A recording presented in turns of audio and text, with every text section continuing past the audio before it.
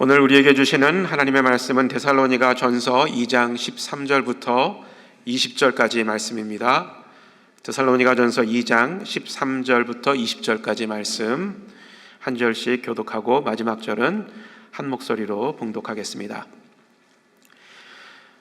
이러므로 우리가 하나님께 끊임없이 감사함은 너희가 우리에게 들은 바 하나님의 말씀을 받을 때에 사람의 말로 받지 아니하고 하나님의 말씀으로 받음이니 진실로 그러하도다. 이 말씀이 또한 너희 믿는 자 가운데에서 역사하느니라. 형제들아, 너희가 그리스도 예수 안에서 유대에 있는 하나님의 교회들을 본받는 자 되었으니 그들이 유대인들에게 고난을 받음과 같이 너희도 너희 동족에게서 동일한 고난을 받았느니라.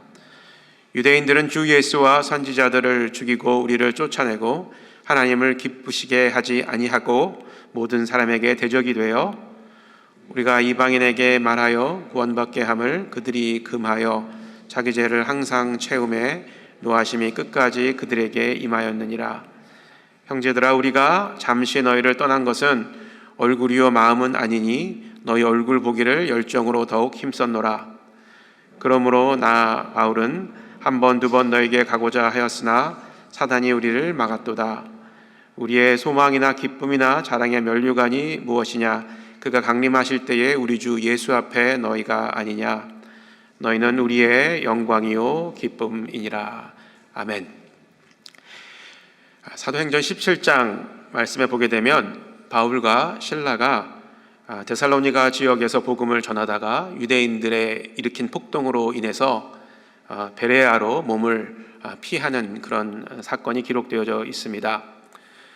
유대인들이 이 폭동을 일으킨 이유, 이것은 바울과 실라가 예수를 그리스도라 선포하고 또 전함으로 천하를 어지럽게 하였다라는 연유에서 이 폭동을 일으키게 됩니다.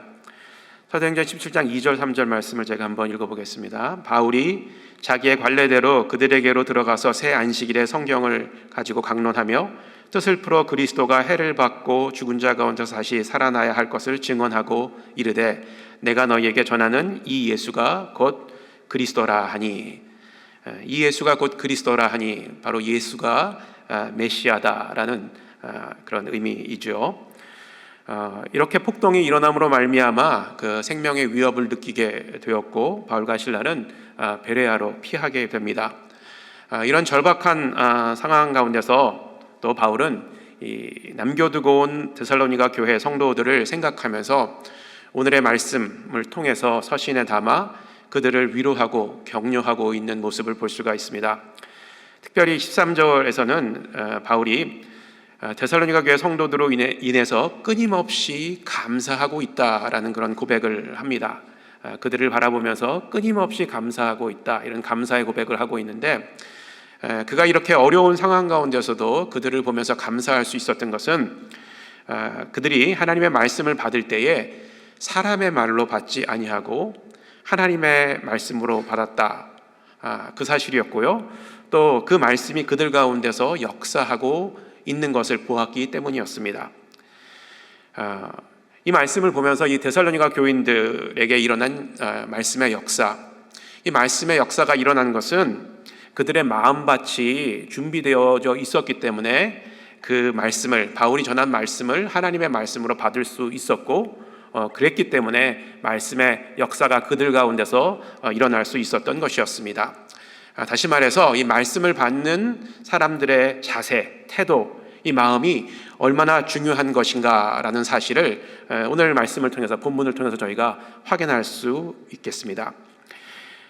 아무리 좋은 그 씨앗, 복음은 좋은 씨앗이죠. 이 복음이 굉장히 그 생명력이 강한 그런 씨앗인데, 이렇게 좋은 그런 복음이 사람들의 마음밭에 떨어져도 그 마음이 준비되어져 있지 않다면 그 씨앗이 날 수 없다라는 사실, 아마 여러분들 알고 계실 것입니다.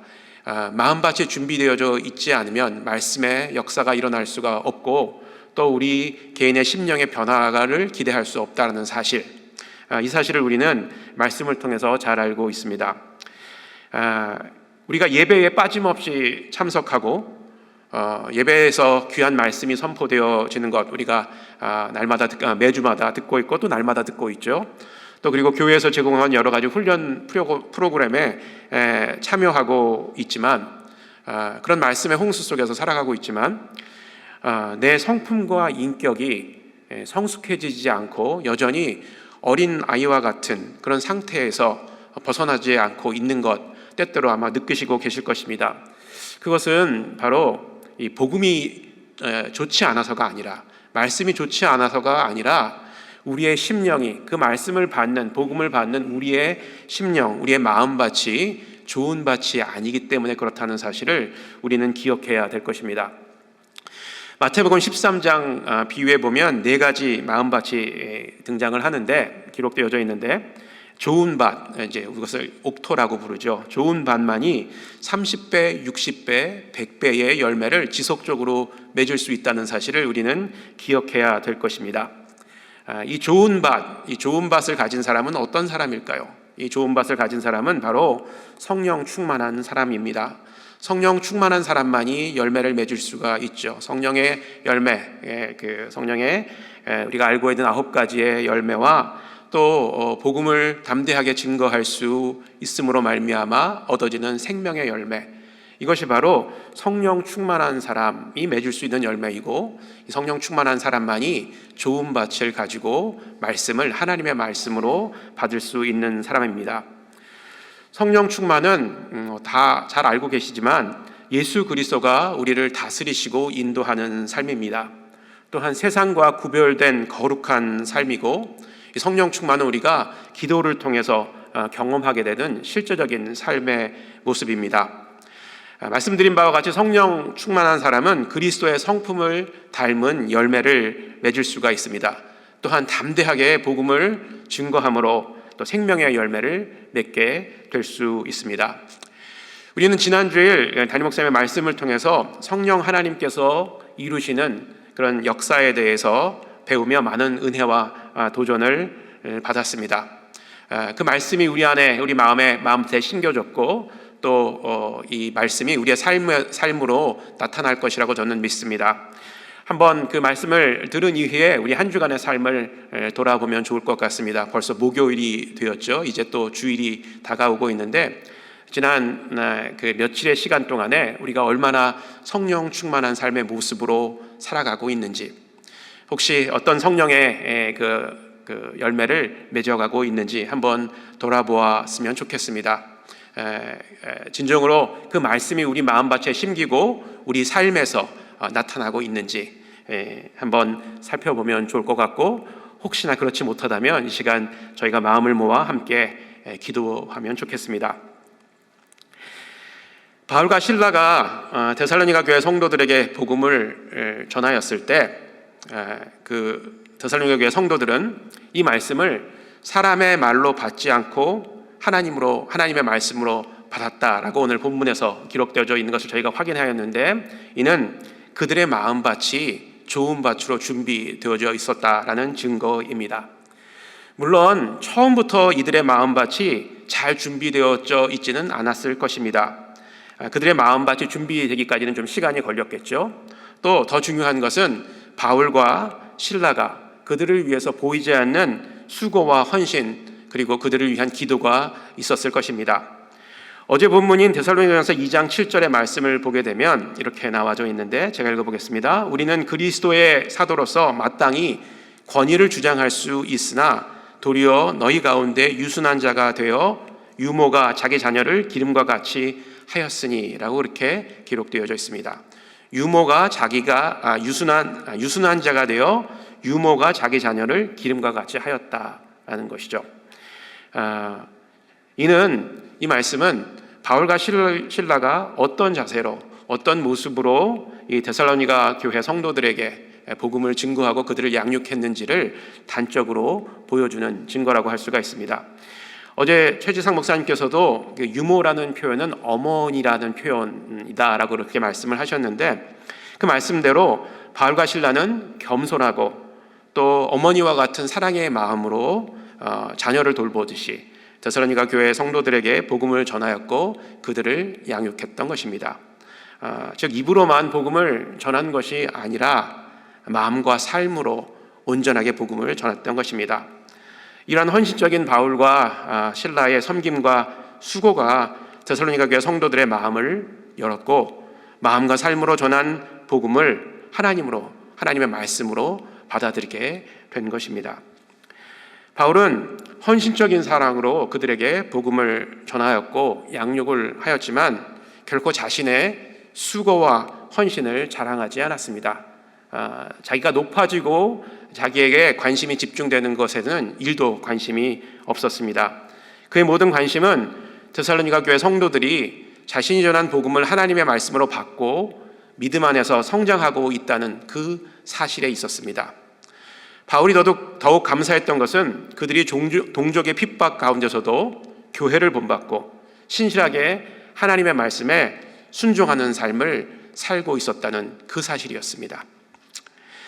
바울은 또한 데살로니가 성도들에게 가기를 간절히 소망했습니다. 그러나 사단의 방해로 그렇게 하지 못했다라고 고백하고 있죠. 안타까운 마음으로 고백하고 있는 것을 볼 수가 있죠. 또한 이렇게 고백을 합니다. 그리스도가 다시 오실 때 자랑할 만한 영광이요 기쁨이다 라고 그들을 높이고 칭찬하는 것을 볼 수가 있습니다. 얼마나 그들을 사랑하였고 또 그들을 향한 마음이 간절하였기에 정말 그들에게 간절히 다시 가기를 원했고 또 그들을 자랑할 만한 영광이요 또 기쁨이다라고 말했던 것, 우리가 다시 한번 우리 마음속에 담았으면 좋겠습니다. 이 말씀을 보면서 저는 이런 생각을 해보았습니다. 성도가 자신의 영적인 지도자로부터, 영적인 리더로부터 소망, 기쁨, 자랑의 면류관, 그리고 영광이고 또 소망이다라는 그런 말을 듣는다는 것 자체 얼마나 영광스러운 일일까, 얼마나 감격스럽고 얼마나 기쁜 일일까 한번 생각해 보았습니다. 저도 저를 키워주시고 또 저를 위해서 기도해 주시는 영적인 스승 또 영적인 지도자로부터 과연 이런 말을 들을 수 있을까? 제가 목회하는 것을 보면서 제가 그리스도인으로서 이 세상에서 살아가는 것을 보면서 저의 스승 또 저의 영적인 지도자가 이런 마음을 가질 수 있을까? 소망이고 기쁨이고 자랑의 면류관이다 이런 말을 할 수 있을까? 그런 말을 들을 수가 있다면 참 좋겠다. 더 할 수 없는 영광이겠다 이런 생각을 한번 해보았습니다. 제가 저희 교회에서 목회를 하면서 성도님들을 많이 대하고 또 성도님들의 삶을 보고 신앙생활을 보면서 우리 교회 성도님들 중에는 이런 칭찬을 받을 만한 자격이 있는 분이 많이 있다라는 생각을 해보았습니다. 뭐 괜한 자랑도 아니고 성도님들께 아부하는 것도 아닙니다. 그만큼 충성되고 성실한 모습으로 하나님의 교회를 섬기고 또 사역하고 계시는 빚도 없이 이름도 없이 묵묵하게 하나님의 일을 섬기고 계시는 또 순종하고 충성되이 하나님 말씀에 순종하고 계신 분들이 성도님들이 우리 교회에 분명히 계시다라는 사실에 저도 기쁘고 감사함을 느끼고 있습니다. 말씀을 정리하면 데살로니가 교회 성도들이 바울에게 소망과 기쁨, 자랑이 될 수 있었던 오직 한 가지 이유는 바울이 선포한 그 말씀을 하나님의 말씀으로 받아들였고 또 그 말씀에 순종하는 삶을 살았기 때문입니다. 오늘도 우리가 말씀을 듣고 있죠. 또 우리의 일터와 가정으로 돌아가서 어쩌면 수많은 말씀을 들을 수 있는 그런 경우가 생길 것입니다. 그리고 또 개인적으로 큐티도 하시고요. 그런데 우리가 날마다 말씀을 묵상하고 또 말씀을 듣고 말씀을 묵상하는 이유는 그 말씀을 통해서 하나님의 뜻을 발견하고 그 말씀에 순종하는 삶을 살아가기 위함입니다. 어찌 보면 신앙생활이 어렵고 힘든 것일 수도 있지만 매우 단순한 것일 수도 있습니다. 말씀을 듣고 우리가 배운 대로 순종하며 사는 삶, 이것이 하나님께서 기뻐하시는 또 우리의 영적인 지도자로부터 기쁨과 자랑이 될 수 있는 삶이라는 것입니다.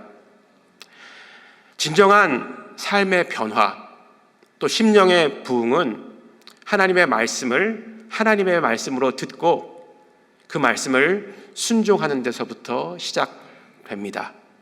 신앙생활은 말씀을 통해 배운 대로 사는 삶이라는 사실을 잊지 않으시는 성도님들 되시기를 주의 이름으로 축복합니다.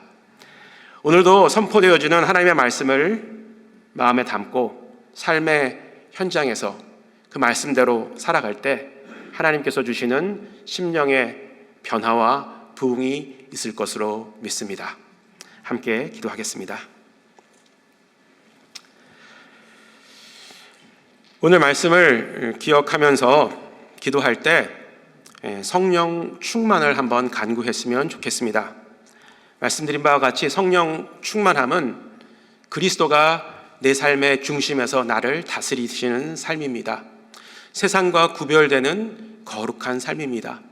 그리고 성령 충만함은 기도를 통해서 경험할 수가 있습니다. 이건 함께 기도할 때 하나님, 내 마음의 중심에 주님께서 다시 한번 좌정하여 주시고 내 삶을 다스려 주시고 인도하여 주옵소서. 세상과 구별되는 거룩한 삶을 살아갈 수 있도록 도와주시고 또 주님께서 이끄시는 그런 삶을 오늘도 살아가며 말씀에 순종하는 삶 살아갈 수 있도록 도와주시옵소서. 주님 앞에 함께 기도하며 나가겠습니다.